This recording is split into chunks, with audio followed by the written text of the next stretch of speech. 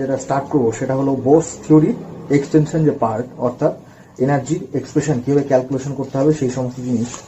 তো যে এনতম কক্ষপথে আবর্তনশীল ইলেকট্রনের শক্তি তার কোনো পার্টিকেল, সেটা ম্যাক্রোস্কোপিক হতে পারে বা মাইক্রোস্কোপিক হতে পারে, এক্ষেত্রে আমরা ইলেকট্রন হিসেবে ধরে নিচ্ছি। সুতরাং ইলেকট্রন আমাদের কি? ইলেকট্রন আমাদের সাব অ্যাটমিক পার্টিকেল। এবার কোন একটা সাব অ্যাটমিক পার্টিকেল বা অবপারমাণবিক কণা, সেই অবপারমাণবিক কণার মোট শক্তি, সেই শক্তি আমরা এখানে ক্যালকুলেশন করব। এবার মোট শক্তি সেটা কার সমষ্টি? মোট শক্তি আমাদের গতিশক্তি প্লাস স্থিতিশক্তি, মানে total energy is equals two kinetic energy plus potential energy. মোট শক্তি বা টোটাল এনার্জি সমান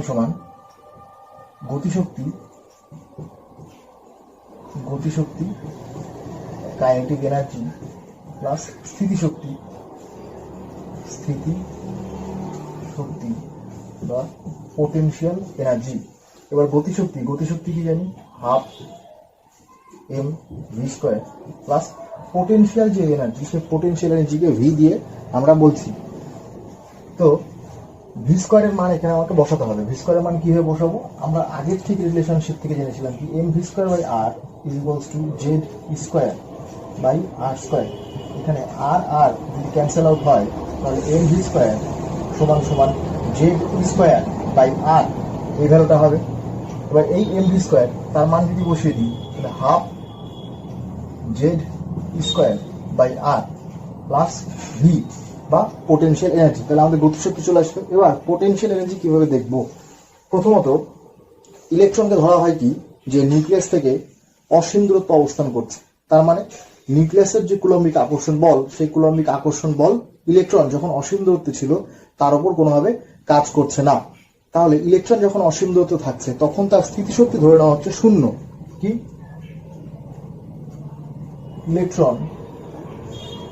ইলেকট্রন অসীম দূরত্বে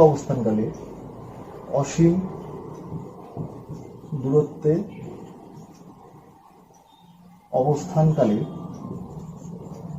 তার স্থিতিশক্তি কত? স্থিতিশক্তি বা আমাদের potential energy is equals two শূন্য। এবার কি করব? ইলেকট্রন অসীম দূরত্বে আছে, সেখান থেকে আমি ইলেকট্রনকে বোরের যে সুস্থির কক্ষপথ, বৃত্তাকার যে সুস্থির কক্ষপথ, সেই বৃত্তাকার সুস্থির কক্ষপথে নিয়ে আসবো। কিভাবে নিয়ে আসবো?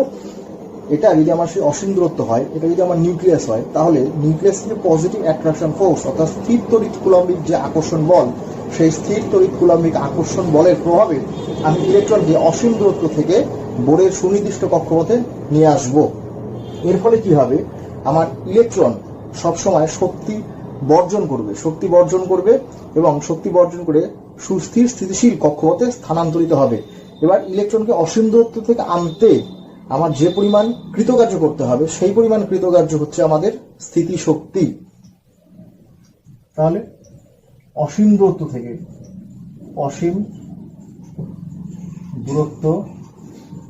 থেকে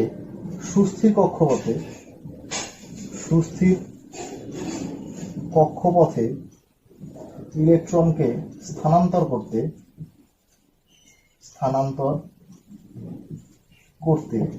যে কৃতকার্য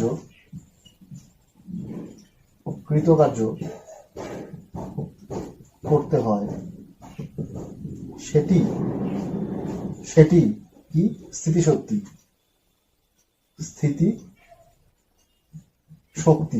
স্থিতিশক্তি ক্যালকুলেশন করার ক্ষেত্রে যে সূত্রটা আমাদের কাজে লাগবে, আমরা ক্লাস 9 বা ক্লাস 10 এই সূত্রটা পড়েছি যে কৃতকার্য কি? কৃতকার্য ইজ ইকুয়ালস টু কি আমাদের প্রযুক্ত বল ইনটু যে দূরত্ব, এবার বল যে ফোর্স, সেই ফোর্স আমাদের এখানে কি? সেই ফোর্সটা হচ্ছে আমাদের কুলম্বিক অ্যাট্রাকশন ফোর্স বা স্থির তড়িৎ আকর্ষণ বল। সেটা কত ছিল আমাদের? z²/r², এইটা। এবং দূরত্ব বলতে আমরা এক্ষেত্রে ইন্টিগ্রেশন হিসেবে আমরা বের করব। তাহলে ইন্টিগ্রেশনের ক্ষেত্রে আমাদের কি দিতে হবে? দূরত্বটা dr এই রেসপেক্টে আমি দিতে পারি, এবং এখানে পুরোপুরি ইন্টিগ্রেশন যদি দিয়ে দিই তাহলে কৃতকার্য বা ডাব্লু, এবং এই ডাব্লু বা কৃতকার্যই আমাদের এখানে ভি বা পোটেনশিয়াল এনার্জি। এবার ইন্টিগ্রেশন করছি, ঠিক আছে, ইন্টিগ্রেশনের লিমিট আমাদের বসাতে হবে। ইন্টিগ্রেশনের লিমিট বলতে কি, যে আমি কত দূরত্ব থেকে ইলেকট্রনকে কত দূরত্বে এসে স্থানান্তর করলাম। এবার কত দূরত্ব থেকে সেটা হচ্ছে আমাদের অসীম দূরত্ব বা ইনফাইনাইট ডিস্টেন্স থেকে কোথায় এনে স্থানান্তর করব সুনির্দিষ্ট বৃত্তাকার কক্ষপথের মধ্যে, অর্থাৎ অ্যাট এ রেডিয়াস আর। সেটা তাহলে আমি লোয়ার লিমিট এখানে দিতে পারি আর ইজ গোস টু ইনফিনিটি, কারণ আমি ইনফিনিটি থেকে ইলেকট্রনকে আনছি, এবং আপার লিমিট কত বসাতে পারি, আর ইজ গোস টু আর। এই লিমিট, এটা আমার আপার লিমিট, এটা লোয়ার লিমিট। এই আপার লিমিট এবং লোয়ার লিমিটের মধ্যে আমি কৃতকার্য বের করব জেড ইন্টু ই স্কোয়ার। এই জিনিসটা আমাদের পুরোপুরি ধ্রুবক, তাহলে সেটাকে আমি বাইরে বের করে দিতে পারি জেড ই স্কোয়ার। ইন্টিগ্রেশন কত যাবে, r infinity r is equals to r, তাহলে এখানে থাকছে d r by r square.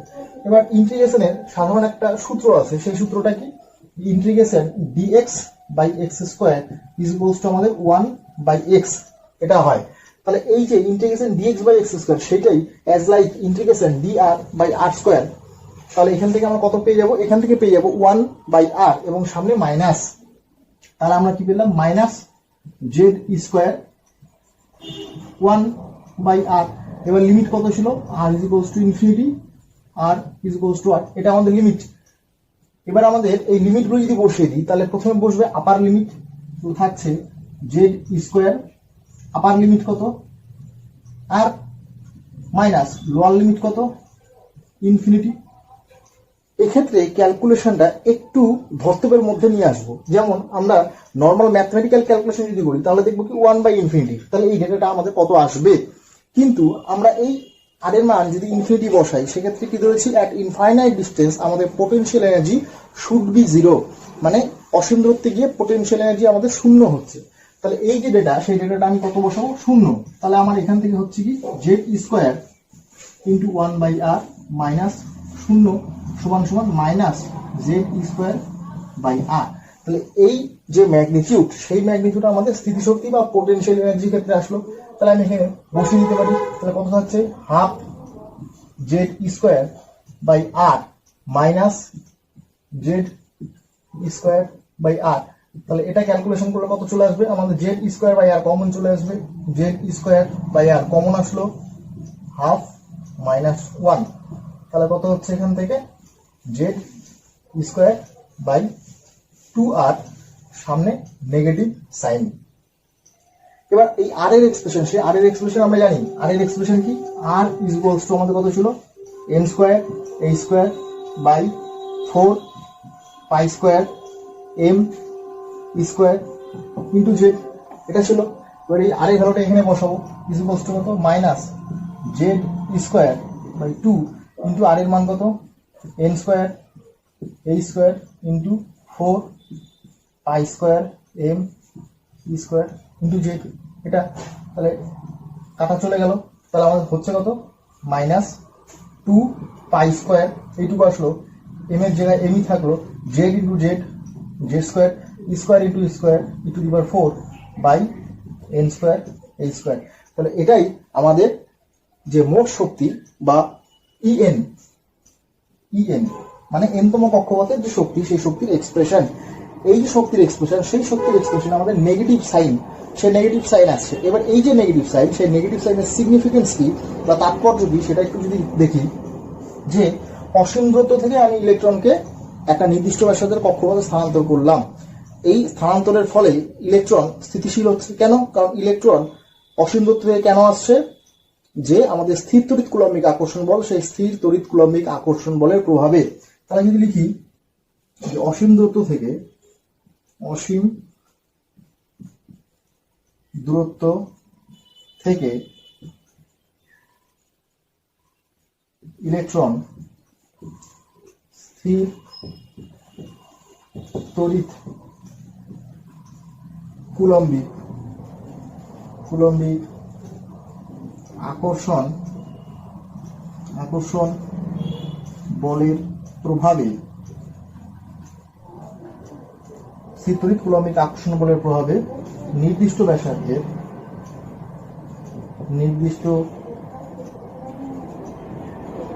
ব্যাসার্ধের কক্ষপথে বা আমাদের কক্ষপথ এখানে অরবিট, বোর্ডের কক্ষপথ অনুসারে অরবিট, কক্ষপথে স্থানান্তরিত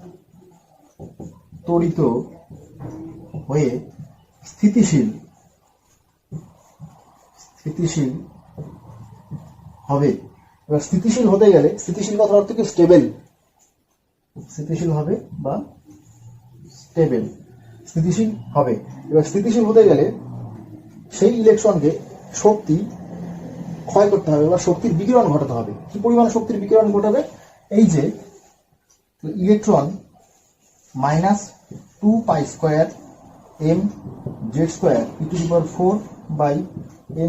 e⁴ পরিমাণ শক্তির বিকিরণ ঘটিয়ে স্থিতিশীল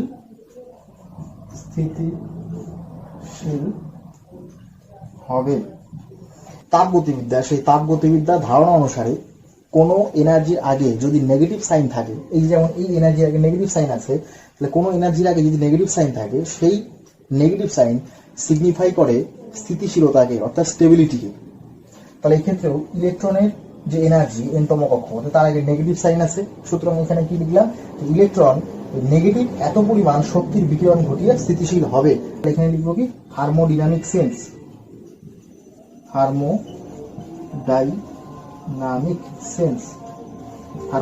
সেন্স কি?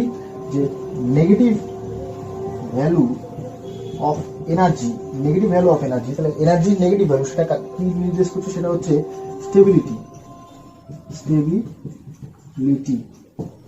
সেটাকে এক্সপ্রেস করছে। এবার আমরা যেটা দেখবো সেটা হলো হাইড্রোজেন পরমাণুর ক্ষেত্রে এই শক্তির মান কত আসছে সেটা। তাহলে আমাদের শক্তির যে এক্সপ্রেশন En কত ছিল? En = -2π² m z² e⁴ এটা ছিল। এবার হাইড্রোজেন পরমাণুর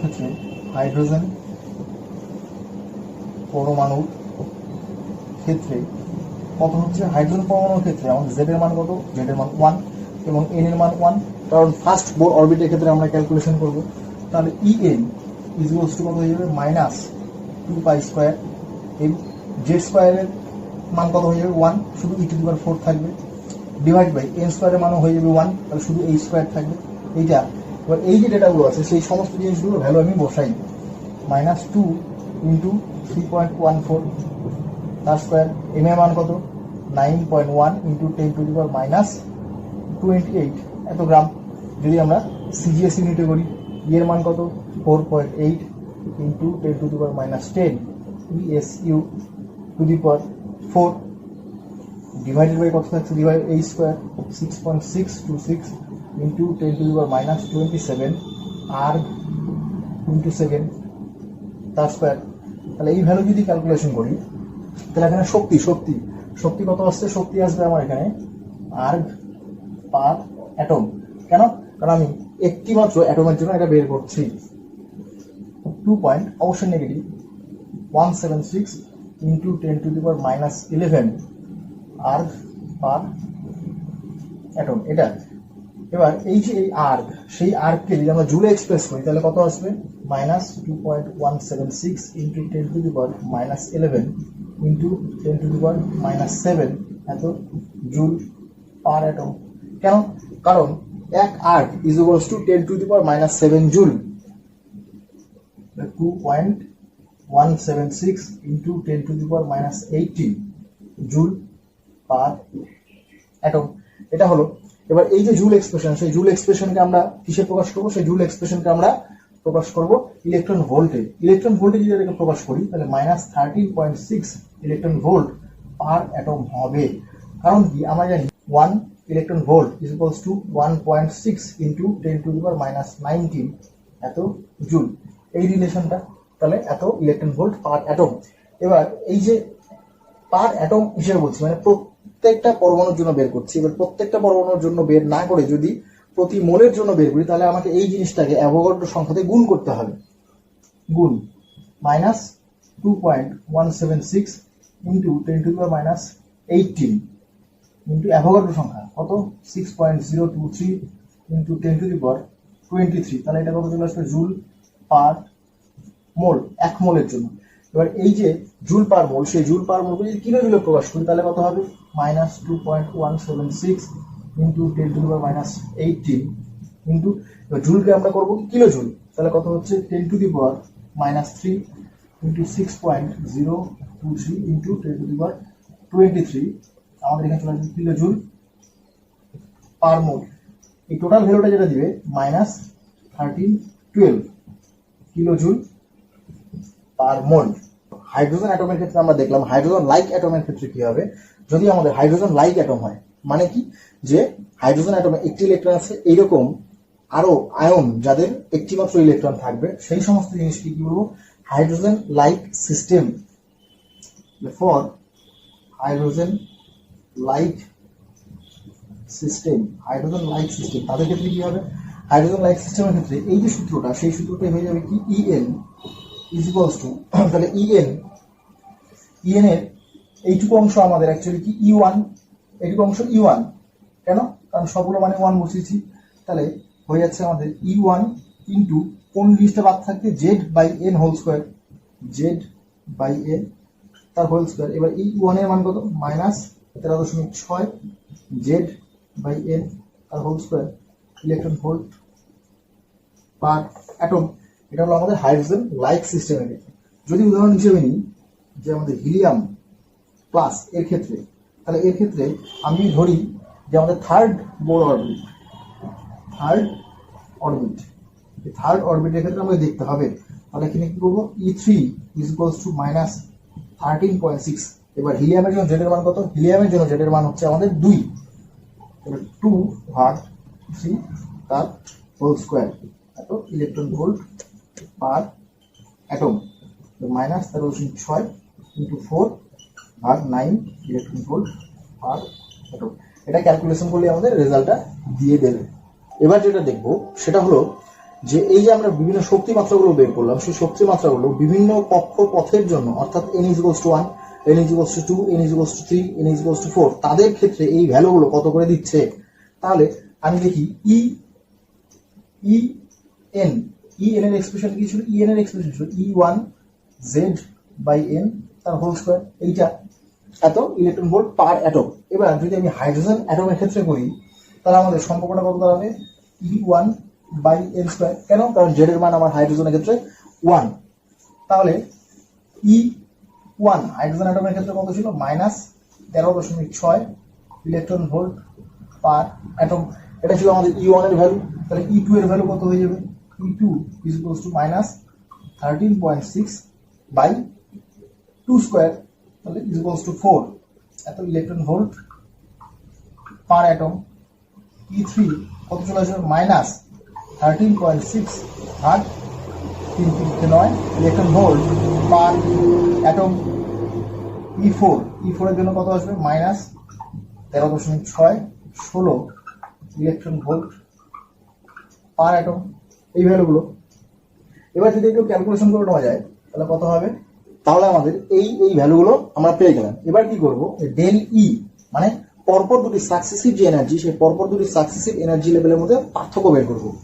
তাহলে আমরা কি করতে পারি, E2 - E1 তার ভ্যালু দেখি, E2 - E1 কত হবে -3.4, মাইনাসে মাইনাসে প্লাস 13.6, এটা তাহলে E3 - E2 এটা কত দেবে, E3 এর মান কত ছিল -1.51 প্লাস 3.40, এটা E4 - E3 is equals to কত দেবে, E4 এর মান কত -0.85 মাইনাসে মাইনাসে প্লাস 1.51, এত।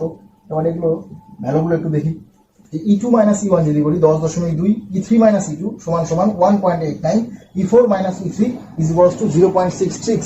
তাহলে এই ভ্যালুগুলো যত আমরা উচ্চতর শক্তি স্তরের দিকে যাচ্ছি তত আমার এই ভ্যালুগুলো আস্তে আস্তে কমে যাচ্ছে, এনার্জি ডিফারেন্স গুলো আমাদের কমে যাচ্ছে।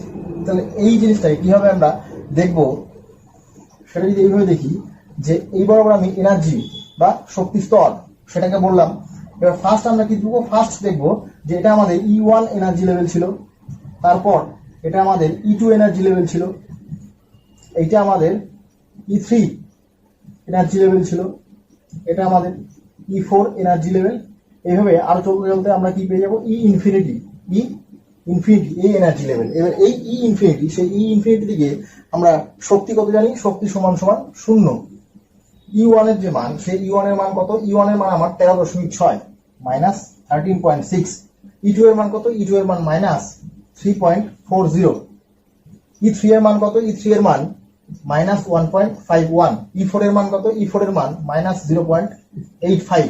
তাহলে এই যে ডিফারেন্স গুলো, সেই ডিফারেন্স গুলো কত দিচ্ছে, প্রথম যে ডিফারেন্স সেটা হচ্ছে E2 minus E1 equals to আমাদের 10.2। তাহলে এই ডিফারেন্সটা 10.2।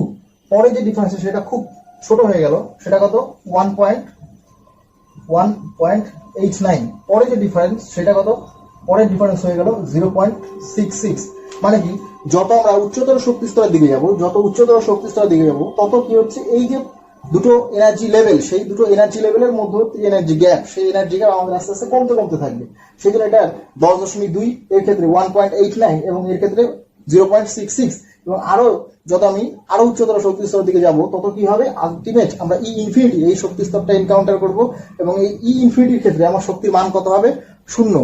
তাহলে এটা আমরা দেখলাম। এরপর যেটা চলে যাব সেটা হলো আমাদের রিডবার্গের যে ভ্যালু, রিডবার্গ কনস্ট্যান্টের যে ভ্যালু, সেই রিডবার্গ কনস্ট্যান্টের ভ্যালু কিভাবে বোর্ডস থিওরি থেকে ক্যালকুলেশন করা যায়।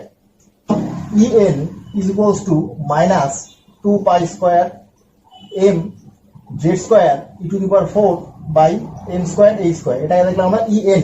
এবার তাহলে ফার্স্ট বোর কক্ষপথ অর্থাৎ n is equals to 1, তার জন্য যদি করি তাহলে আমরা এখানে কি লিখতে পারি, e সাবস্ক্রিপ্টে n1 is equals to minus 2 pi square m z square e to the power 4 by n1 square h square। এবার en2 তার জন্য কত দাঁড়াবে, minus 2 pi square m z square e to the power 4 by n2 square h square। ধরে নিই ইলেকট্রনটা আমাদের n1 এই কক্ষপথে আছে, তাহলে এটা আমাদের সেই n1 সেই কক্ষপথ। এবং ইলেকট্রনটা কোথায় পাঠাবো, ইলেকট্রনকে আমি পাঠাবো n2 সেই কক্ষপথে, n2। তাহলে এটা আমাদের হচ্ছে n2। ইলেকট্রন যদি আমার n1 এই কক্ষপথে থাকে, সেখানে থেকে আমাকে শক্তি অ্যাবজর্ব করে ইলেকট্রন কোথায় চলে যাবে, n2 এই কক্ষপথে। তাহলে এইখান থেকে আমাকে ইলেকট্রনকে যদি এই কক্ষপথে পাঠাতে হয়, তাহলে আমাকে শক্তি অ্যাবজর্ব করাতে হবে। সেই শক্তিটা কত, সেই শক্তিটা হচ্ছে আমাদের h নিউ। কেন, কারণ এই যে কক্ষপথ, সেই কক্ষপথের এনার্জি কত, En1, এবং এই কক্ষপথের এনার্জি কত, En2। তাহলে আমাদের যে ডেল ই সেটা কত, En2 মাইনাস En1। এটা এই ডিফারেন্সটাই যদি এখানে করি, যে ডেল ই ইকুয়ালস টু কত হচ্ছে, En2 মাইনাস En1। এবার En2 কত ছিল, En2 minus 2 pi square m z square e to the power 4 by n2 তার স্কয়ার h স্কয়ার। এবার মাইনাস মাইনাস প্লাস হয়ে যাবে, প্লাস হওয়ার পর কত থাকবে, 2 pi square m z square e to the power 4 by n1 square h square is equals to. এবার সবকিছু আমাদের এখানে কমন চলে যেতে পারে। কি কি কমন নিব, 2 pi square m z square e to the power 4 by h square, এটা আমি কমন নিলাম। থাকলো কি, 1 by n1 square minus 1 by n2 তার স্কয়ার। এবার এই যে ডেলি, সেই ডেলির জায়গায় কি লিখতে পারি, ডেলির জায়গায় লিখতে পারি আমি h নিউ। আচ্ছা, এই সংক্রান্ত যে ভিডিও, সেই ভিডিওটা যদি ফার্স্ট লেকচার যদি কেউ না দেখে থাকো, তাহলে ফার্স্ট লেকচার এখানে দেওয়া থাকবে, সেখান থেকে দেখে নিতে পারো। এবার তাহলে h নিউ বসাই, h new is equals to কত জানি, h c বাই ল্যামডা। তাহলে এই h c বাই ল্যামডা সমান সমান কত হবে, এই রেজাল্টটা 2 pi square m z square e to the power 4 by h square 1 by n1 square minus 1 by n2 square. এটা এবার থাকছে আমার কি, শুধুমাত্র যদি 1 বাই ল্যামডা লিখি, তাহলে hc সেটাকে গুণ করে দেব, 2 pi square m z square e to the power 4 by ch cube 1 by n1 square minus 1 by n2 square. এটা হলো। এবার 1 বাই ল্যামডা, সেই 1 বাই ল্যামডাই কি আমাদের 1 বাই তরঙ্গ দৈর্ঘ্য, মানে কি আমার তরঙ্গ সংখ্যা।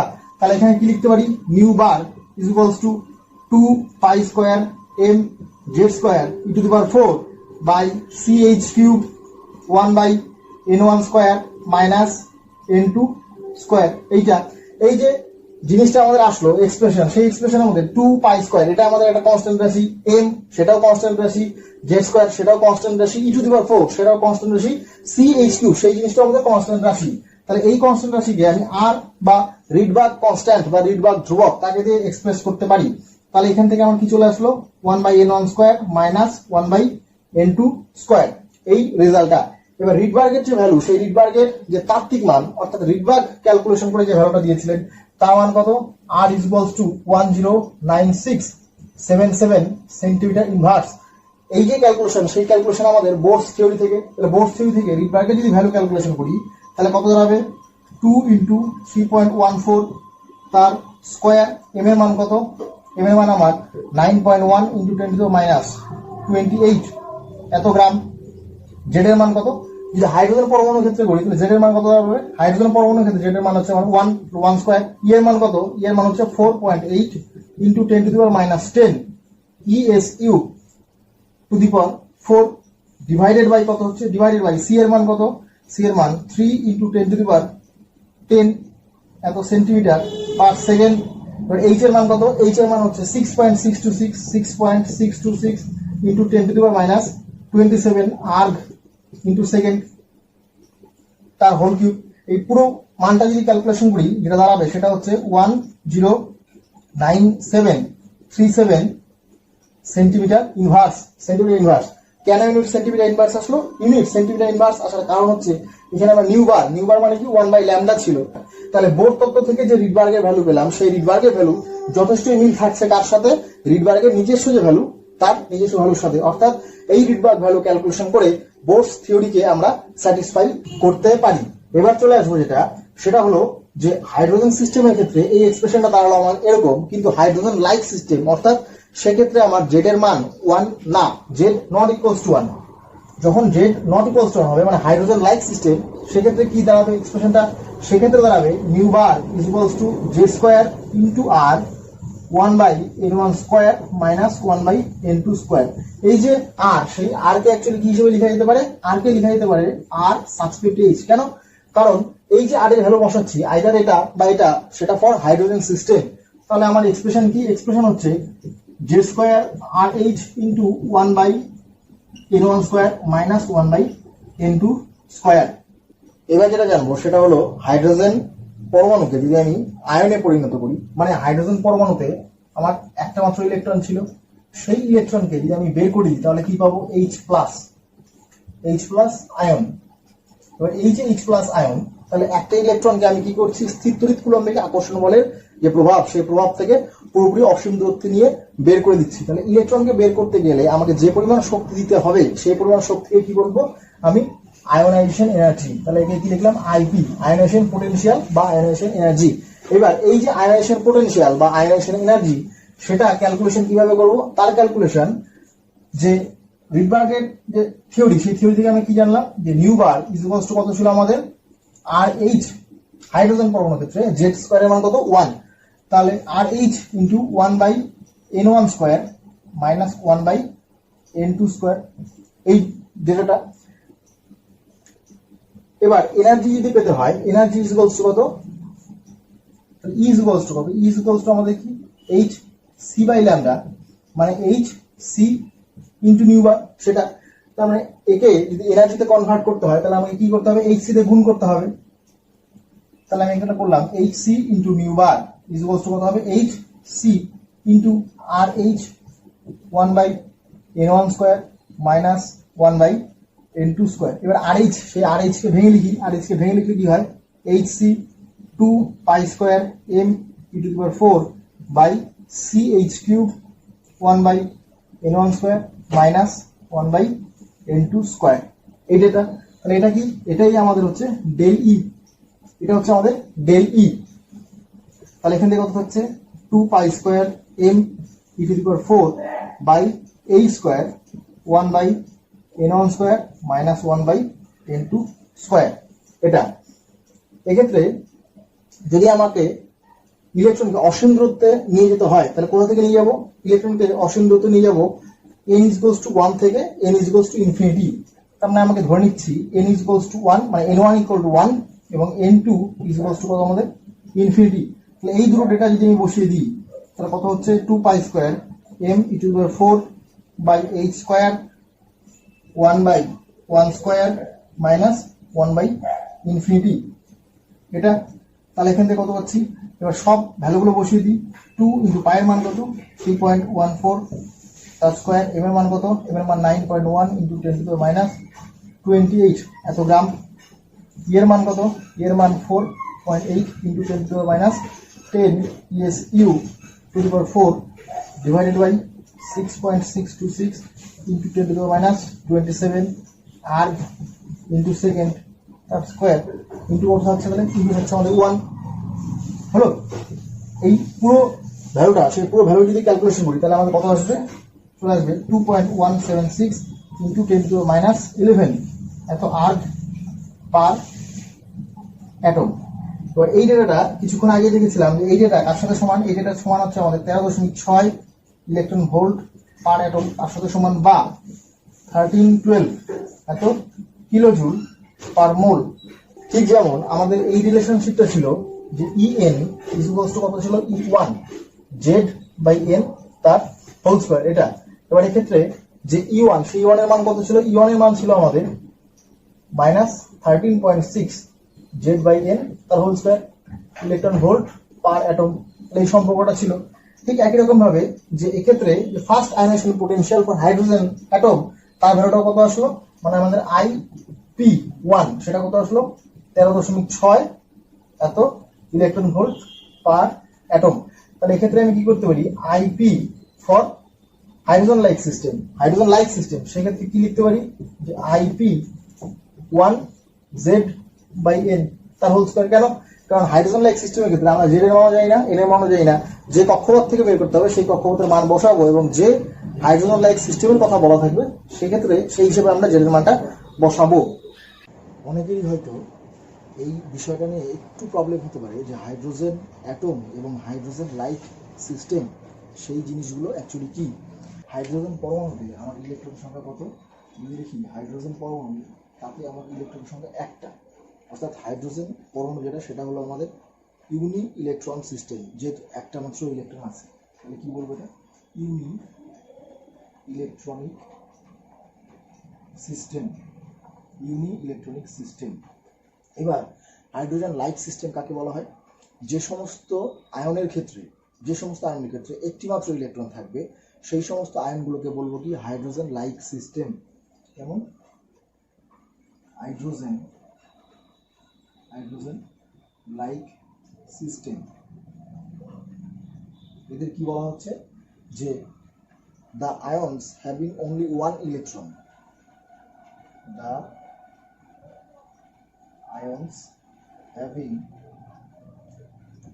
only one বা single electron। ব্যাপারটা কেমন? যদি আমি হিলিয়ামের কথাই ধরি, হিলিয়ামকে কি হিসেবে জানি? হিলিয়াম পরমাণু বলতে আমরা জানি 2, 4, অর্থাৎ এর যে জেড মানে পারমাণবিক সংখ্যা সেটা 2। এবার পারমাণবিক সংখ্যা যদি 2 হয় তাহলে হিলিয়াম পরমাণুতে ইলেকট্রন সংখ্যা কত? 2টা। মানে ইলেকট্রন সংখ্যা কত হচ্ছে আমাদের? 2টো হচ্ছে আমাদের ইলেকট্রন সংখ্যা। তাহলে এই সিস্টেমটা মানে এই যে হিলিয়াম 2, 4 এই সিস্টেমটা আমার হাইড্রোজেন সিস্টেমের মতো আচরণ করে না উইথ রেসপেক্ট টু ইলেকট্রন সংখ্যা। কেন? কারণ এখানে ইলেকট্রন সংখ্যা আমার 2টা, এখানে ইলেকট্রন সংখ্যা 1টা। তাহলে এই যে হিলিয়াম 2, 4 একে যদি আমি হাইড্রোজেন লাইক সিস্টেম বলতে হয় তাহলে কি করতে হবে? এই যে হিলিয়াম 2, 4 সেখান থেকে আমাকে একটা ইলেকট্রন বের করে দিতে হবে। যদি একটা ইলেকট্রন বের করে দিই তাহলে 2 - 1 = 1, তার মানে একটা ইলেকট্রন আমাদের থেকে যাচ্ছে। তাহলে কি করব? এই যে হিলিয়াম, সেই হিলিয়াম থেকে আমি একটা ইলেকট্রন বের করে দেবো, কি পাবো? He+। তাহলে এই হিলিয়ামের ক্ষেত্রে ইলেকট্রন সংখ্যা কত ছিল? 2, মানে একটা হিলিয়াম অ্যাটম ছিল। এবার হিলিয়াম যখন প্লাস হয়ে গেল তাহলে সেখানে আমার ইলেকট্রন সংখ্যা কত হলো? 2 - 1, কেন? একটা ইলেকট্রন বের করে দিয়েছি, সমান 1। তাহলে এই যে হিলিয়াম প্লাস সেটা হলো আমাদের হাইড্রোজেন লাইক সিস্টেম। এরপর আরেকটা উদাহরণ দেখি। সাপোজ ধরছি আমার নাইট্রোজেন আছে, তো নাইট্রোজেনে ইলেকট্রন সংখ্যা কত? নাইট্রোজেনে আমাদের ইলেকট্রন সংখ্যা হচ্ছে 7। এবার এই নাইট্রোজেন থেকে যদি আমি কটা ইলেকট্রন বের করতে হবে? নাইট্রোজেন থেকে আমার 6টা ইলেকট্রন বের করতে হবে। এখানে ইলেকট্রন সংখ্যা আমার = 7। নাইট্রোজেন থেকে 6টা ইলেকট্রন যদি আমি বের করতে পারি তাহলে এটা হয়ে যাচ্ছে আমাদের নাইট্রোজেন 6+। তাহলে এখানে ইলেকট্রন সংখ্যা কত? 7 - 6 = 1। তাহলে নাইট্রোজেন 6+, যদিও এই জিনিসগুলো স্টেবিলিটি খুব একটা বেশি নয়, তবুও এরা আমাদের হাইড্রোজেন লাইক সিস্টেম হিসেবে ব্যবহার করতে পারে। এবার ধরে নিচ্ছি নিয়ন, নিয়নে আমার ইলেকট্রন সংখ্যা কত 10টা, তাহলে এখান থেকে আমি যদি 9টা ইলেকট্রন বের করে দিই তাহলে আমি কী পাবো নিয়ন 9+, তাহলে এক্ষেত্রে ইলেকট্রন সংখ্যা কত হবে 10 - 9 = 1। তাহলে নিয়ন 9+, এই যে আয়নটা সেই আয়নটা আমাদের হাইড্রোজেন লাইক সিস্টেমের মতো আচরণ করবে। আর একটা যদি উদাহরণ দিই লিথিয়াম, লিথিয়ামের ক্ষেত্রে ইলেকট্রন সংখ্যা আমার 3, লিথিয়ামের ইলেকট্রন সংখ্যা 3, তাহলে এখান থেকে আমাকে দুটো ইলেকট্রন বের করে দিতে হবে, তাহলে কী পাবো Li2+, তাহলে এই ক্ষেত্রে ইলেকট্রন সংখ্যা কত 3 - 2 = 1, তাহলে Li2+, এটাও আমার হাইড্রোজেন লাইক সিস্টেম। বা যদি ধরি আমাদের বেরিলিয়াম, বেরিলিয়াম ইলেকট্রন সংখ্যা কত, বেরিলিয়ামের ইলেকট্রন সংখ্যা আমার 4, তাহলে এখান থেকে আমাকে কি বিয়োগ করতে হবে 3টে ইলেকট্রন বিয়োগ করতে হবে, সেই জন্য আমি কি করবো বেরিলিয়াম 3+, তাহলে এক্ষেত্রে ইলেকট্রন সংখ্যা কত 4 - 3 = 1। অর্থাৎ যে সমস্ত আয়নের ক্ষেত্রে আমার একটা মাত্র ইলেকট্রনই থাকবে সেই সমস্ত আয়নগুলো আমার হাইড্রোজেন লাইক সিস্টেম। আমাদের নেক্সট যেটা প্রবলেম সেটা হলো হাইড্রোজেন পরমাণুতে একটি ইলেকট্রন থাকা সত্ত্বেও হাইড্রোজেন পরমাণুর বর্ণালীতে 6টি সারি দেখা যায়। ব্যাপারটা কেমন, ব্যাপারটা হলো এর আগে বলা হয়েছিল যে যদি এটা আমার E1 এনার্জি লেভেল হয়, যদি E2 এনার্জি লেভেল হয়, তাহলে আমাদের হাইড্রোজেন পরমাণুতে একটি মাত্র ইলেকট্রনই আছে। তাহলে এই ইলেকট্রনটা যদি আমি উত্তেজিত করি বা এক্সাইটেশন করি তাহলে সেই ইলেকট্রনটা এই আমার E2 এনার্জি লেভেলে চলে যাচ্ছে। এবার এই E2 এনার্জি লেভেলে গিয়ে তার স্থায়িত্বকাল খুব একটা বেশি হয় না। কেন, কারণ এটা আমাদের এক্সাইটেড স্টেট বা উত্তেজিত অবস্থা। এই উত্তেজিত অবস্থা থেকে সে যখন কামব্যাক করবে, আমার এই আবার E1 এনার্জি লেভেলে, তখন কি হবে এই যে এক্সট্রা গেইনিং এনার্জি, সেই গেইনিং এনার্জিটা আমাদের রেডিয়েশন হিসাবে ছেড়ে দেবে। এবার রেডিয়েশন হিসাবে যদি ছেড়ে দেয় তাহলে আমাদের হিসাব মতো এখানে ল্যামডা পাওয়া উচিত, এবং এই ল্যামডাটা একটা নির্দিষ্ট ফ্রিকোয়েন্সিতে আসা উচিত, এবং এই নির্দিষ্ট ফ্রিকোয়েন্সি যদি আসে তাহলে কি বলবো হাইড্রোজেন পরমাণুতে যেহেতু আমার একটা ইলেকট্রন আছে সেহেতু হাইড্রোজেন পরমাণুর বর্ণালীতে একটি মাত্র সারি আসা উচিত। কেন, কারণ নির্দিষ্ট ল্যামডা আমরা পাচ্ছি। কিন্তু প্রশ্নটা হচ্ছে এটা যে হাইড্রোজেন পরমাণুতে একটি ইলেকট্রন থাকা সত্ত্বেও এখানে ল্যামডা আমার একটা আসে না, ল্যামডা 6টা ল্যামডা আসে। এই 6টা ল্যামডা আসার এক্সপ্লানেশন কেমন করে দেখব, যে আমি হাইড্রোজেন পরমাণু বিচার করছি কিন্তু প্রকৃতিতে আমার হাইড্রোজেন পরমাণু হিসেবে থাকে না, প্রকৃতিতে থাকে আমাদের হাইড্রোজেন গ্যাস হিসাবে, অর্থাৎ H2 মলিকিউল, H2 গ্যাস হিসেবে আমার H2 মলিকিউল বা H2 গ্যাস হিসেবে থাকছে। এবার যদি আমি একটা সিস্টেম করি যে এটা আমাদের একটা ইলেকট্রিক ডিসচার্জ টিউব, এটা আমাদের একটা ইলেকট্রিক ডিসচার্জ টিউব, কি বললাম ইলেকট্রিক ডিসচার্জ টিউব, অর্থাৎ আমাদের তড়িৎ মোক্ষণ নল। এই তড়িৎ মোক্ষণ নলে কি থাকে, একটা প্লাস সেন্টার একটা নেগেটিভ সেন্টার, এবং এইগুলো আমাদের তার দ্বারা যুক্ত থাকে, এগুলো আমাদের তার দ্বারা যুক্ত থাকছে। তো এই তড়িৎ মোক্ষণ নলে যদি খুব অল্প প্রেসারে উচ্চ তড়িৎ বিভাবে এবং খুব অল্প প্রেসারে যদি আমি H2 গ্যাস রাখি, H2 গ্যাস প্রচুর পরিমাণে ধরা যাচ্ছে H2 গ্যাস আছে, তাহলে সেই H2 গ্যাসগুলো কী হবে, এই যখন ইলেকট্রিক ডিসচার্জ টিউবে আমি তড়িৎ চালনা করব তখন এই H2 গ্যাস থেকে এরা কি তৈরি করে বসবে, H2 গ্যাস থেকে এরা H অ্যাটম, হাইড্রোজেন অ্যাটম তৈরি করে বসবে। তাহলে এখানে প্রচুর সংখ্যক H অ্যাটম তৈরি হবে। এবার প্রত্যেকটা H অ্যাটমে একটা করে ইলেকট্রন আছে, তা এই যে একটা ইলেকট্রন, সেই একটা ইলেকট্রন বিভিন্ন পরিমাণ শক্তি শোষণ করে, কি হলো এই একটা ইলেকট্রন বিভিন্ন পরিমাণ শক্তি শোষণ করে বিভিন্ন যে উচ্চতর শক্তি স্তর, সেই উচ্চতর শক্তি স্তরগুলোতে উন্নীত হবে। তাহলে একটা H অ্যাটমের একটা ইলেকট্রন যদি একটা সার্টেন এনার্জি লেভেলে যায়, তাহলে অন্য একটা H অ্যাটমের ইলেকট্রন সেটাও একটা সার্টেন এনার্জি শোষণ করে অন্য একটা উত্তেজিত অবস্থায় যেতে পারে। এরকম যদি আমি ধরে নিচ্ছি এখানে n number of hydrogen atom আছে, তাহলে এই n নাম্বার অফ ইলেকট্রনই পাবো।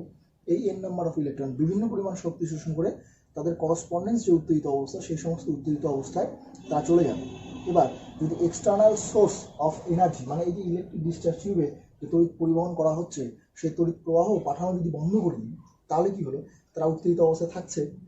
এবার উত্তেজিত অবস্থায় এই হাইড্রোজেনের ইলেকট্রনগুলোর স্থায়িত্বকাল খুব একটা বেশি না, সুতরাং তারা আবার কি করবে, যে নিম্নস্থ শক্তি স্তর, সেই নিম্নস্থ শক্তি স্তরে ফেরত আসবে। এবার নিম্নস্থ শক্তি স্তরে ফেরত আসার সময় রেডিয়েশন হিসেবে আমার কে ছেড়ে দিবে, রেডিয়েশন হিসেবে ল্যামডা ছেড়ে দিবে। তো এই যে পুরোপুরি ঘটনা, সেই পুরোপুরি ঘটনাটাকে এইভাবে দেখা যেতে পারে, যদি আমি বলি এইটা আমাদের নিউক্লিয়াস, তারপর এইটা আমাদের একটা এনার্জি লেভেল, এটা একটা এনার্জি লেভেল, এটা এটা এটা এটা, তাহলে এখানে আমি দিচ্ছি কি, এটা আমাদের n=1, মানে এটা অ্যাকচুয়ালি আমাদের কে শেল, এটা আমাদের n=2, মানে L শেল, এটা n is equals to 3 মানে n শেল, এটা n is equals to 4 n shell, এটা আমাদের n is equals to 5, এটা আমাদের n is equals to 6। এবার কি হবে যে আমাদের একটা ইলেকট্রন ছিল এখানে, এরকম অসংখ্য আমার ইলেকট্রন আছে, প্রচুর পরিমাণে যে হাইড্রোজেন পরমাণু থাকে প্রচুর সংখ্যক আমার সিঙ্গেল ইলেকট্রন থাকবে। এবার এই সিঙ্গেল ইলেকট্রনটা দেখা যাচ্ছে কি এই তড়িৎ প্রবাহের ফলে কিছু সার্টেন অ্যামাউন্ট অফ এনার্জি শোষণ করলো, সেই সার্টেন অ্যামাউন্ট অফ এনার্জি শোষণ করে N2 অর্থাৎ কে শেল থেকে এল শেলে চলে গেল। আবার দেখা যাচ্ছে এ এল শেলে না গিয়ে এম শেলে গেল, এ কি করছে এন শেলে গেল, এ কি করছে এখানে গেল, এ কি করছে এই এনার্জি লেভেলগুলোতে চলে গেল। তাহলে এই যে এক একটা ইলেকট্রনের এক এক রকম ভাবে এক্সাইটেশন হচ্ছে, মানে এক একটা ইলেকট্রন এক একটা এক্সাইটেড যে লেভেল সেই এক্সাইটেড লেভেলে পৌঁছালো। এবার তড়িৎ পরিবহন যদি আমি অফ করে দিই তাহলে এই ইলেকট্রনগুলো কী হবে কাম ব্যাক করে করে আবার তার করসপন্ডেন্স মানে n is equals to 1 সেই n is equals to 1 এর চলে আসবে। তাহলে n is equals to 1 এ আসে, তাহলে এই ইলেকট্রনটা n equal to 2 থেকে n equal to 1 এ আসছে, এই ইলেকট্রনটা n equal to 3 থেকে n equal to 1 এ আসবে, এই ইলেকট্রনটা n equal to 6 থেকে n equal to 1 এ আসবে, এই ইলেকট্রনটা n equal to 4 থেকে n equal to 1, এটা n equal to 5 থেকে n equal to 1। অর্থাৎ যে উচ্চতর শক্তি স্তর থেকে নিম্নতর শক্তি স্তরে নেমে আসার যে টেন্ডেন্সি সেটা বিভিন্ন পসিবল একটা ওয়েতে হচ্ছে। এই যে বিভিন্ন পসিবল ওয়ে, তাহলে এর জন্য আমি কি পেতে পারি, এর জন্য পেতে পারি আমরা λ1 একটা নির্দিষ্ট তরঙ্গ ধরবো, এর জন্য কি পেতে পারি λ2, এর জন্য সাপোজ ধরছি আমি λ3, এর জন্য λ4, এর জন্য λ5, যদি আরও ইলেকট্রন থাকে তাহলে λ6 এরকম করে পেতে থাকবো। এইভাবে কি করা যেতে পারে, এইভাবে আমার এই পুরো ঘটনাটাকে ব্যাখ্যা করা যেতে পারে। এবার তোমরা বইয়ে দেখবে, বইতে এরকম ছবি আছে, যদি এটা আমাদের নিউক্লিয়াস হয় তাহলে এটা আমাদের ফার্স্ট শেল, এটা সেকেন্ড, এটা থার্ড, এটা আমাদের ফোর্থ, এটা ফিফথ, এটা আমাদের সিক্স। তাহলে এটা n equal to 1, এটা n equals to 2, এটা n equals to 3, এটা n equal to 4, এটা n equal to 5, এটা আমাদের n equals to 6। এবার যে ইলেকট্রনটা ছিল সেই ইলেকট্রনটা কি হচ্ছে মানে এখানে ইলেকট্রন ছিল, সেই ইলেকট্রনটা এক্সাইটেড করে বিভিন্ন হায়ার এনার্জি লেভেল চলে যাচ্ছে। এবার হায়ার এনার্জি লেভেল থেকে যদি সে সাপোর্ট ধরা যাচ্ছে 2 নম্বর থেকে এখানে আসলো, 3 নম্বর থেকে এখানে আসলো, 4 নম্বর থেকে এখানে আসলো, আমাদের 5 নম্বর থেকে এখানে আসলো, বা দেখা যাচ্ছে আমাদের 6 নম্বর থেকে এখানে আসলো। তাহলে ফার্স্ট যে পসিবিলিটি সেখানে কত যে n1 is equals to 1, এটা ঠিক, কিন্তু n2 তার মান কত হচ্ছে, n2 মান হচ্ছে কত 2 থেকে আসছে, 3 থেকে আসছে, 4 5 এই সমস্ত থেকে আসছে, 2 3 4 5 6 এই সমস্ত পসিবিলিটিগুলো পাচ্ছি। ঠিক একই রকমভাবে কী হতে পারে যে এই এনার্জি লেভেল থেকে ইলেকট্রন এখানে আসলো, এই এনার্জি লেভেল থেকে ইলেকট্রন এখানে আসলো, এই এনার্জি লেভেল থেকে ইলেকট্রন এখানে আসলো, এই এনার্জি লেভেল থেকে এখানে আসলো। তাহলে এই যে লাইন সেই লাইনের জন্য আমাকে n1 কত পাচ্ছি, n1 is equals to 2 into n2 is equals to কত 3 4 5 6 ডট ডট ডট এরকম। ঠিক আবার কি হতে পারে এখান থেকে ইলেকট্রন এখানে আসলো, এখান থেকে ইলেকট্রন এখানে আসলো, এখান থেকে ইলেকট্রন এখানে আসলো, তাহলে আমার নেমে আসলো কোনটাতে, নেমে আসলো n is equals to 3। তার জন্য যে possibility n1 is equals to 3 কিন্তু n2 কত হচ্ছে 4 5 6 ডট ডট ডট, এটা একটা পসিবিলিটি। একই রকমভাবে ইলেকট্রন এখান থেকে নেমে আসতে পারে বা এখান থেকে নেমে আসতে পারে, আরও হায়ার এনার্জি লেভেলগুলো থেকে নেমে আসতে পারে। তাহলে এর জন্য আমার পসিবিলিটি কী হচ্ছে, এর জন্য যেটা পসিবিলিটি হচ্ছে কোন লেভেলে নেমে আসছে n1 is equals to 4 কিন্তু n2 is equals to 5 6 7 dot dot dot এরকম করে পাবো। তাহলে আমরা কি দেখেছিলাম, আমরা যেটা দেখেছিলাম যে n is equals to যদি 2 এই এনার্জিগুলো চলে আসে উচ্চতর বিভিন্ন শক্তি স্তর থেকে, তাহলে যে শাড়িটা আমরা পাই সেই শাড়িটা আমরা কি হবে, সেই শাড়িটা আমার হবে বামার সিরিজ। এই শাড়িটা আমাদের বামার সিরিজ, এই যে এটা আমাদের বামার বামার। এবার n1 equal to যদি 1 হয়, n2 এর মান যদি বিভিন্ন হয় তাহলে সেই শাড়িটা আমাদের কি লিম্যান, মানে এই শাড়িটা আমাদের লিম্যান সিরিজ। আবার n1 is equal to 3 হয় তাহলে কি হচ্ছে লিম্যান বামার, এই সিরিজটা কার জন্য প্যাসেন এই সিরিজের জন্য। তারপর n equal to যদি 4 হয়, বাদবাকিগুলো যদি 5 6 7 এই সমস্ত এনার্জি লেভেল থেকে চলে আসে তাহলে কি বলবো ব্র্যাকেট সিরিজ, এরকম করে করসপন্ডেন্স পেতে পেতে থাকবো। তাহলে এইভাবে কি দেখছি যে ইলেকট্রন আমার একটাই, কিন্তু তারা যেহেতু উত্তেজিত হচ্ছে এবং বিভিন্ন শক্তি স্তরে চলে যাচ্ছে, সেই বিভিন্ন শক্তি স্তর থেকে যখন আবার নিচের শক্তি স্তরগুলোতে ফেরত আসছে, তখন তার করসপন্ডেন্স এনার্জি হিসাবে আমি লিম্যান বা আমার প্যাসেন্ট জ্যাকেট, টিফান্ড বা ফুন এবং হামফ্রিস এই সমস্ত লাইনগুলো। এবার আমরা দেখবো কি বোস থিওরির যে সফলতা, সেই সফলতাগুলো, তারপর চলে আসবো বোস থিওরির যে আমাদের লিমিটেশন বা ব্যর্থতা, সেই লিমিটেশনগুলোতে। প্রথমে যদি বোস থিওরির সফলতা নিয়ে আলোচনা করতে হয়, তাহলে এখানে কি দিচ্ছি, বেনিফিটস অফ বোস থিওরি।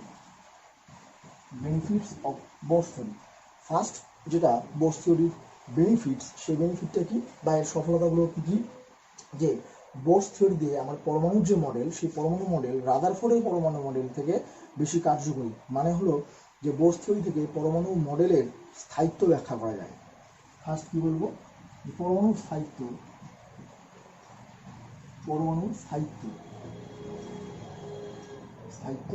ব্যাখ্যা করা যাচ্ছে। পরমাণু স্থায়িত্ব এখানে কি জন্য ব্যাখ্যা করা যাচ্ছে, কারণ যে রাদারফোর্ডের মডেলে বলেছিল যে ইলেকট্রন আবর্তনকালে তার শক্তি বিকিরণ করতে করতে থাকবে এবং এক সময় পর গিয়ে কী হবে, সে নিউক্লিয়াসের উপর গিয়ে আছড়ে পড়বে।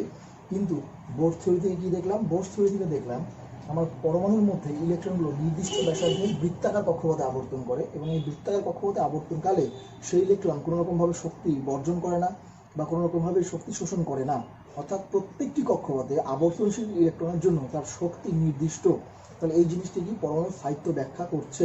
এবার 2 নম্বর যে পয়েন্ট, সেই 2 নম্বর পয়েন্ট কি, যে বোস থিওরি থেকে আমার ইউনি ইলেকট্রন সিস্টেম বা মনোভ্যালেন্ট যে সমস্ত সিস্টেম, সেই মনোভ্যালেন্ট সিস্টেম মানে যে সমস্ত অ্যাটম বা যে সমস্ত আয়নের ক্ষেত্রে একটিমাত্র ইলেকট্রন আছে, সেই সমস্ত অ্যাটম বা আয়নের যে পারমাণবিক স্ট্রাকচার, সেই পারমাণবিক স্ট্রাকচার ব্যাখ্যা করা যাচ্ছে।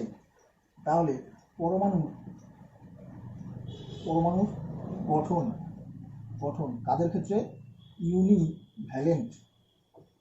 ইউনিভ্যালেন্ট বা ইউনি ইলেকট্রনিক সিস্টেম যারা আছে তাদের ক্ষেত্রে। একটু আগেই দেখলাম কি, এরা কারা, হাইড্রোজেন পরমাণু, হিলিয়াম প্লাস, তারপর আমার লিথিয়াম 2+, তারপর বেরিলিয়াম 3+, তারপর এরকম করতে করতে আমি কি পেতে পারি, নিয়ন 9+ ইত্যাদি। এই সমস্ত সিস্টেমের ক্ষেত্রে পরমাণুর গঠন আমার ব্যাখ্যা করা যাচ্ছে বোস থিওরি থেকে। এবার কি হলো, যে বোস থিওরি থেকে যে আমার বৃত্তাকার কক্ষপথ, সেই বৃত্তাকার কক্ষপথের স্থায়িত্ব ব্যাখ্যা করা যায়। কেন, কারণ সেই বৃত্তাকার কক্ষপথ সুনির্দিষ্ট বৃত্তাকার ব্যাসার্ধের।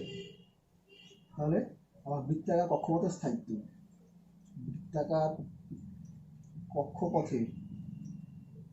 কক্ষপথের স্থায়িত্ব, সেটাও ব্যাখ্যা করা যাচ্ছে। কেন, কারণ এর ক্ষেত্রে এদের আমরা কি বলছি, স্টেশনারি স্টেট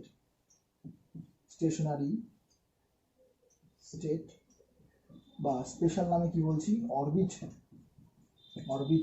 এইটা 4 নম্বর যে পয়েন্ট, সেই 4 নম্বর পয়েন্ট কি, বৃত্তাকার কক্ষপথের স্থায়িত্ব তো আমি ব্যাখ্যা করছি। এবার বৃত্তাকার যে কক্ষপথ, সেই কক্ষপথের রেডিয়াস এবং সেখানে আবর্তনশীল ইলেকট্রন ভেলোসিটি, ফ্রিকোয়েন্সি এবং প্রত্যেকটি যে শক্তি স্তর, সেই প্রত্যেকটি শক্তি স্তরে ইন্ডিভিজুয়াল এনার্জি, এই এনার্জি গ্যাপগুলো ক্যালকুলেশন করা যায়। তাহলে আমরা কি করতে পারি, ক্যালকুলেটেড ভ্যালু ফর তাদের ক্ষেত্রে আর, ভি, ফ্রিকোয়েন্সি এবং ইএন, এবং আরও কি বের করতে পারি, আমি ডেল ই মানে কি বলছি, ডেল ই বলতে বোঝাচ্ছে, ধরা যাচ্ছে ইএন মাইনাস 1। যদি এক্সাম্পল হিসেবে লিখি, তাহলে E3 মাইনাস E2, এটা একটা এক্সাম্পল হতে পারে। তাহলে এই সমস্ত ভ্যালুগুলো ক্যালকুলেশন করা যাচ্ছে। তারপর 5 নম্বর যে পয়েন্ট, তাহলে হাইড্রোজেন লাইন স্পেকট্রাম, তার যে উৎপত্তি কীভাবে হচ্ছে সেটাকে ব্যাখ্যা করতে পারছি। 6 নম্বর পয়েন্ট কি বলবো, যে নিউ বার ইকুয়ালস টু কি হচ্ছে, যে আর Z square 1/n1² minus 1/n2²। এই সূত্র থেকে আমি কি পাচ্ছি, এই সূত্র থেকে প্রত্যেকটি হাইড্রোজেন লাইন স্পেকট্রাম তার ল্যামডা বা তরঙ্গ দৈর্ঘ্য বা তরঙ্গ সংখ্যা সেটা বের করতে পারছি। তাহলে কি হচ্ছে, আইদার আমার তরঙ্গ সংখ্যা কোনটা, তরঙ্গ সংখ্যা আমাদের এই নিউ বার, এবং ল্যামডা বলতে কি তরঙ্গ দৈর্ঘ্য,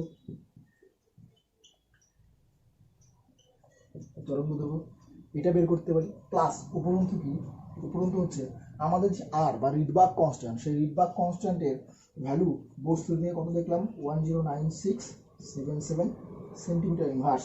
এই যে ভ্যালুটা, এই ভ্যালুটা যে রিডবার্গের অ্যাকচুয়াল ইকুয়েশন, সেই অ্যাকচুয়াল ইকুয়েশন থেকে মানে এটা লিখলাম আর ড্যাশ 109,737 সেন্টিমিটার ইনভার্স, মানে তাত্ত্বিক মান এইচ ছিল। এই তাত্ত্বিক মানের সাথে যথেষ্ট এটার সিমিলারিটি আছে। সুতরাং রিডবার্গের যে ধ্রুবক, সেই রিডবার্গের ধ্রুবকের মান, সেই মান আমাদের এই বোর্স থিওরি থেকে ক্যালকুলেশন করা যেতে পারে। Limitation of Bohr's theory, limitations মানে ব্যর্থতা, লিমিটেশনস অফ বোর্স থিওরি। লিমিটেশনের মধ্যে ফার্স্ট যে পয়েন্টটা উচ্চারণ করবো সেটা কি, যে বোর্স থিওরি কেবলমাত্র আমাদের ইউনিভ্যালেন্ট সিস্টেম বা মনোভ্যালেন্ট সিস্টেম তাদের ক্ষেত্রে ব্যাখ্যা করা যাচ্ছে, মানে একটি মাত্র ইলেকট্রন থাকলেই সম্ভব। দুটি, তিনটি বা দুইয়ের বেশি যদি ইলেকট্রন হয় তাদের ক্ষেত্রে ব্যাখ্যা করা সম্ভব নয়। তাহলে আমাদের মনোভ্যালেন্ট সিস্টেম ছাড়া বাকি পরমাণু বা আয়ন, পরমাণু বা আয়ন, বাকি পরমাণু বা আয়ন যাদের এক এর বেশি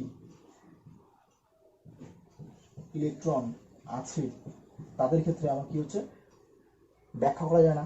এইটা 2 নম্বর পয়েন্ট। কি 2 নম্বর পয়েন্টে যদি দেখে থাকো যে বোর্স থিওরিতে আমরা কি করেছিলাম, যে mv²/r ইজ ইকুয়ালস টু কি করেছিলাম, z²/r², এই একটা সম্পর্ক এস্টাবলিশ করেছিলাম, এবং তার সাথে এর মধ্যে আমি এক জায়গায় ধার করেছিলাম is equals two h new.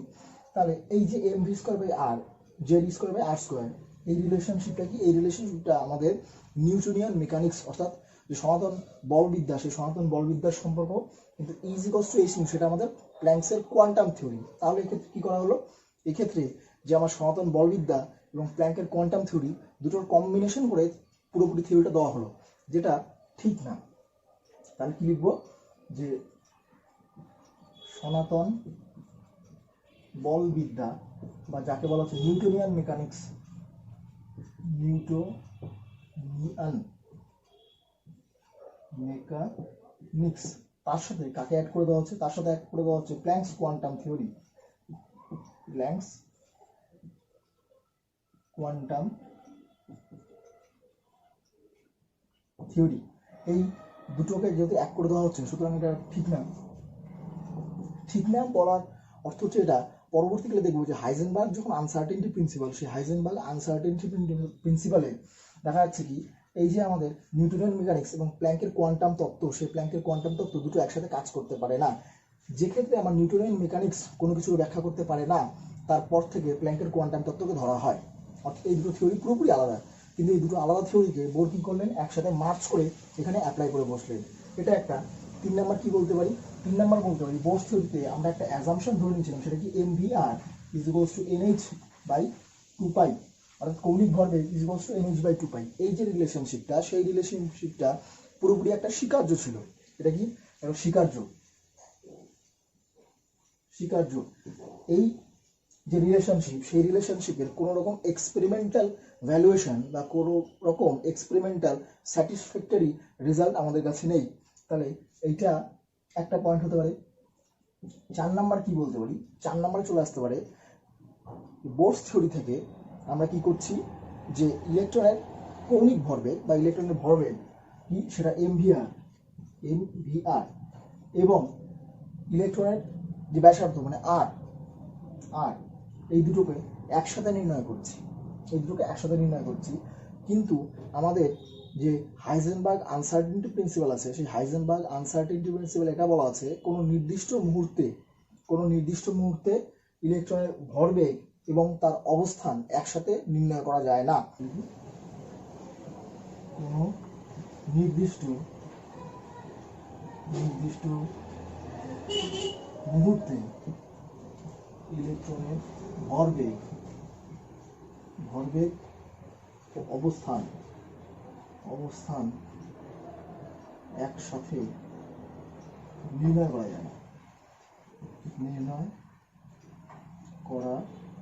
যায় না, এটা কি, এই যে সূত্রটা সেটা হচ্ছে আমাদের হাইজেনবার্গের আনসার্টেনটি প্রিন্সিপাল, হাইজেনবার্গের অনিশ্চয়তা নীতি, অনিশ্চয়তা নীতি। তাহলে হাইজেনবার্গের অনিশ্চয়তা নীতি তাকে হচ্ছে বোস থিওরি আমরা ভায়োলেট করছে। সুতরাং এইটা একটা পয়েন্ট হতে পারে ব্যর্থতার মধ্যে। 5 নম্বর যে পয়েন্ট, বোস থিওরি থেকে আমরা হাইড্রোজেনের যে রেখা বর্ণালী সেই রেখা বর্ণালীর উৎপত্তি তো বুঝে নিলাম, কিন্তু এই যে হাইড্রোজেন বর্ণালী সেই হাইড্রোজেন বর্ণালীর প্রত্যেকটি যে লাইন স্পেকট্রাম সেই প্রত্যেকটা লাইন স্পেকট্রামকে আমাদের যদি হাই রেজলিউশনের কোনো বর্ণালী বীক্ষণ যন্ত্র থাকে তার মধ্যে ফেলে যদি দেখি তাহলে দেখব যে প্রত্যেকটি রেখা বর্ণালী পাচ্ছিলাম সেই প্রত্যেকটি রেখা বর্ণালী অ্যাকচুয়ালি একটি রেখা বর্ণালী না, সেগুলো অসংখ্য আমাদের কি অসংখ্য সূক্ষ্ম সূক্ষ্ম যে রেখা বর্ণালী তার সমষ্টি, অসংখ্য সূক্ষ্ম সূক্ষ্ম রেখা বর্ণালীর সমষ্টি। তার মানে কি এই যে অসংখ্য সূক্ষ্ম সূক্ষ্ম রেখা বর্ণালী পাচ্ছি এদেরকে স্পেশালি বলা হচ্ছে যে আমাদের ফাইন স্ট্রাকচার। তার এই ফাইন স্ট্রাকচার তাকে ব্যাখ্যা করতে পারে না, এটা একটা পয়েন্ট। 6 নম্বর পয়েন্ট কি ঠিক একই রকম এই 5 নম্বর পয়েন্টের মতোই, যে যদি আমি তড়িৎ ক্ষেত্রের মধ্যে এই যে হাইড্রোজেন লাইন স্পেকট্রাম সেই হাইড্রোজেন লাইন স্পেকট্রামকে ফেলে রাখি বা ফেলে দেখি তাহলে কি দেখব তড়িৎ ক্ষেত্রের উপস্থিতিতে প্রত্যেকটি যে রেখা বর্ণালী সেই প্রত্যেকটি রেখা বর্ণালী আরও সূক্ষ্ম সূক্ষ্ম রেখা বর্ণালীতে বিভাজন হচ্ছে বা বিভাজ্য হচ্ছে। এই তড়িৎ ক্ষেত্রের প্রভাবে যে সূক্ষ্ম সূক্ষ্ম রেখা বর্ণালীগুলো পাচ্ছি তাদের বলা হচ্ছে কি জিম্যান লাইন, এবং টোটাল ঘটনাটাকে বলছে আমাদের জিম্যান প্রভাব। কি তড়িৎ ক্ষেত্রের উপস্থিতিতে তড়িৎ ক্ষেত্র যখন থাকছে, বা আমরা বলতে পারি E0 নট ইকুয়ালস টু 0, মানে কি তড়িৎ ক্ষেত্র যখন আমার উপস্থিত সেই তড়িৎ ক্ষেত্রের উপস্থিতি কি হচ্ছে প্রত্যেকটা হাইড্রোজেন বর্ণালী অসংখ্য রেখা বর্ণালীতে বিভক্ত হচ্ছে। যে ঘটনাটাকে কি বলা হচ্ছে, যে ঘটনাটাকে আমাকে বলা হচ্ছে জিম্যান এফেক্ট। এটা একটা ঘটনা। একই ঘটনা যদি আমার চৌম্বক ক্ষেত্রের উপস্থিতি রাখা হয়, চৌম্বক ক্ষেত্র ধরছি সেখানে B0 নট ইকুয়ালস টু 0, চৌম্বক ক্ষেত্রের উপস্থিতিতে ঠিক একই ঘটনার পুনরাবৃত্তি ঘটে। কি যে প্রত্যেকটা রেখা বর্ণালী সেই প্রত্যেকটা রেখা বর্ণালী আরও সূক্ষ্ম সূক্ষ্ম কিছু রেখা বর্ণালীর সমষ্টি হিসেবে আমরা দেখতে পাই। তো সেই ঘটনাটাকে বলছে স্টার্ক এফেক্ট, STARK এফেক্ট। 7 নম্বর পয়েন্ট, সেই 7 নম্বর পয়েন্টে সেখানে কি বলা হয়েছে বোরের তত্ত্ব থেকে আমার তরঙ্গ দৈর্ঘ্য বা তরঙ্গ সংখ্যা এগুলো তো বের করতে পারছি, কিন্তু প্রত্যেকটা যে রেখা বর্ণালী সেই প্রত্যেকটি রেখা বর্ণালী যে রিলেটিভ ইন্টেন্সিটি অর্থাৎ প্রাবল্য, সে প্রাবল্য ব্যাখ্যা করা যায় না। তাহলে কি ব্যাখ্যা করা যাচ্ছে না, relative intensity of H line spectrum, সেটাকে আমরা ব্যাখ্যা করতে পারছি না। রিলেটিভ ইন্টেন্সিটি অর্থাৎ হচ্ছে প্রাবল্য, সেটা। 8 নম্বর যে পয়েন্ট, সেই 8 নম্বর পয়েন্টে কি বলতে পারি, বোস থিওরি পরবর্তীকালে কি দেখবো যে এই যে বৃত্তাকার কক্ষপথ ধরে নিচ্ছিলাম সেই বৃত্তাকার কক্ষপথ মানে সমস্ত কক্ষপথগুলোই অ্যাকচুয়ালি আমাদের বৃত্তাকার কক্ষপথ না, কিছু কিছু কক্ষপথ আমাদের উপবৃত্তাকার কক্ষপথ, এবং এই বৃত্তাকার কক্ষপথ উপবৃত্তাকার কক্ষপথেরই একটা স্পেশাল রূপ। তাহলে বৃত্তাকার ছাড়াও উপবৃত্তাকার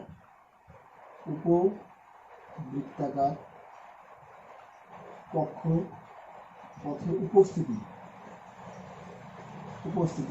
এই ঘটনাটাকে ব্যাখ্যা করতে পারে না। 9 নম্বর পয়েন্ট কি, বক্স থিওরি থেকে আমি সবসময় উল্লেখ করছি অরবিট। এই অরবিট শব্দটা 2 ডাইমেনশনাল অর্থাৎ দ্বিমাত্রিক। একটা যে বৃত্ত টানি সেই বৃত্তটা অবশ্যই আমাদের দ্বিমাত্রিক। কেন?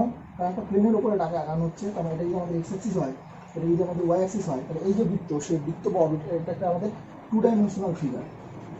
তার মানে বোরের তত্ত্ব সবসময় দ্বিমাত্রিক, কিন্তু অ্যাকচুয়ালি দেখা যায় যে আমাদের যে এই দুনিয়া সেই দুনিয়া হচ্ছে আমাদের 3 ডাইমেনশনাল বা ত্রিমাত্রিক। সেই ত্রিমাত্রিক উপদেশে আমাদের অরবিট এই কনসেপ্টটা খাচ্ছে না, তাহলে এটা একটা ব্যর্থতা।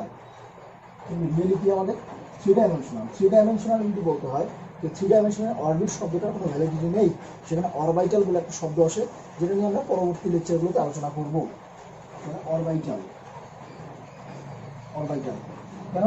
কারণ আমার 3 ডাইমেনশনাল বলতে কি এক্স ওয়াই জেড, 3টে ডাইমেনশন দিয়ে বুঝবে।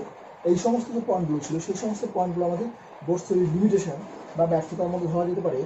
এই যে বোর্স থিওরির লিমিটেশন সেগুলো পরবর্তীকালে সংশোধন হয়েছিল সোমারফিল্ড থিওরি থেকে। নেক্সট লেকচারে আমরা সোমারফিল্ড থিওরি থেকে কন্টিনিউ করব।